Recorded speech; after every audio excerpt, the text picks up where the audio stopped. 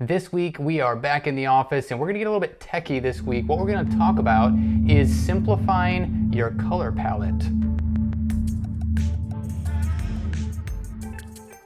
What's up everybody? Here we are back in the office. We hope you enjoyed the video from last week. We answered 32.1 questions about 321 Russ. And we hope that was illuminating for you. Go watch that video if you missed it. We're gonna get a little bit techie this week. What we're gonna talk about is simplifying your color palette.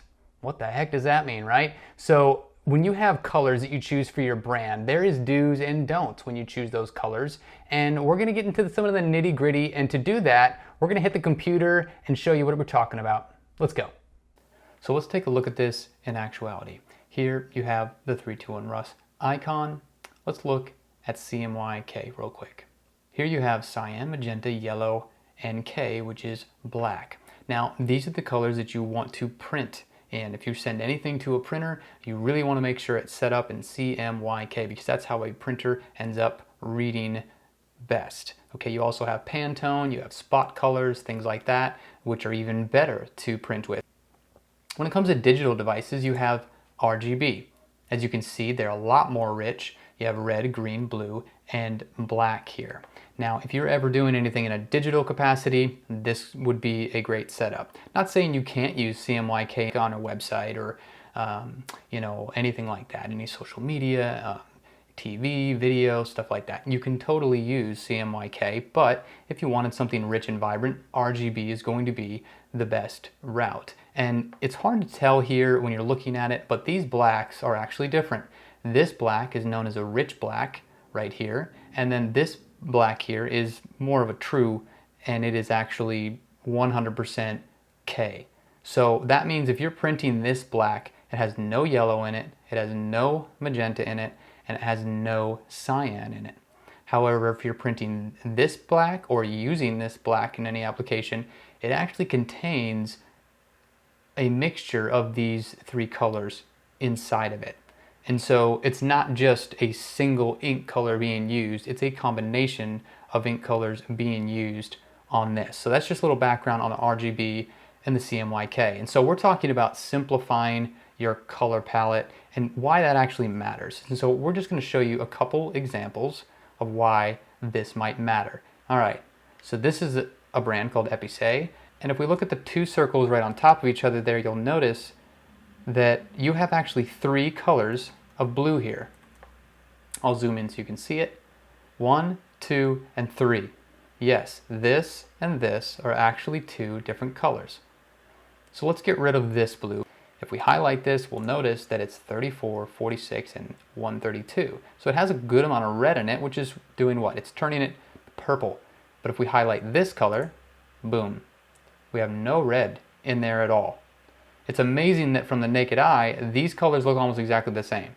But when it comes down to actually producing something or creating something digitally and having it be consistent, or if you don't convert it into CMYK, God forbid, and you send something to print, this is going to be way safer because there isn't any room for red to jump in here and mess with anything. And so when we talk about simplifying our color palette, this is in effect what we're saying. And right now this is an RGB conversation. We could totally go over and have the same exact conversation with CMYK.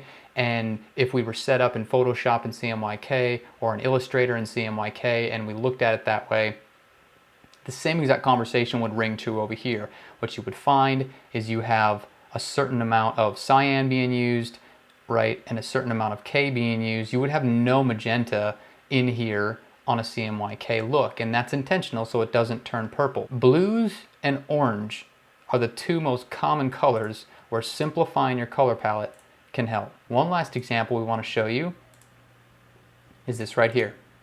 If I were to click on this, you'll notice it has 2% blue. This is Home Depot.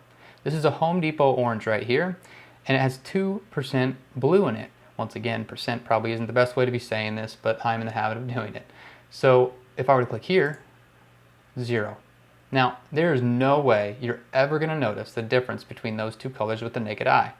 But the computer, the machine, the printer you're using, those things, they would love this 0 way more than this 2. It just makes no sense.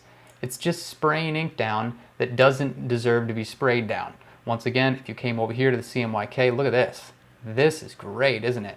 No cyan, no K, they're not messing with any of those colors. So when you go to print, this isn't a 4-color print. It's actually a 2-color print. Only magenta and yellow are being used.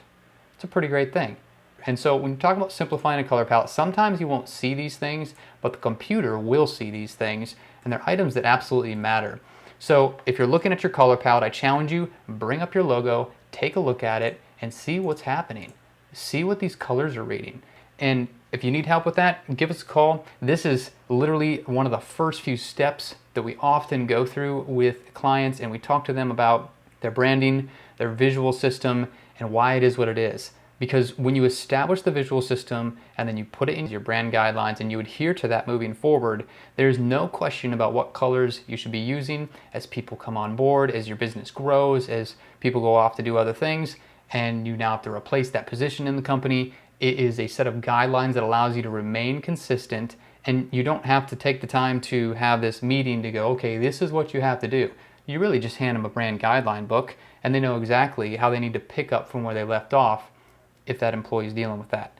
So that's what simplifying a color palette is all about. And I know that was a lot, but we really just scratched the surface of it. If you'd like us to analyze your color palette, or maybe help you with some of your branding or your brand guidelines, hit us up on 321russ.com on the contact page, or even put a comment below. We'll reach out to you. We want to do that for you. We want to analyze your color palette for free. Yeah, that's right. We will do that. Reach out to us, test us, and see. We'd love to help you out, help you stand out, help your branding be consistent and memorable moving forward. Next week, we have another fun video for you in store, so stay tuned. Thanks so much for watching.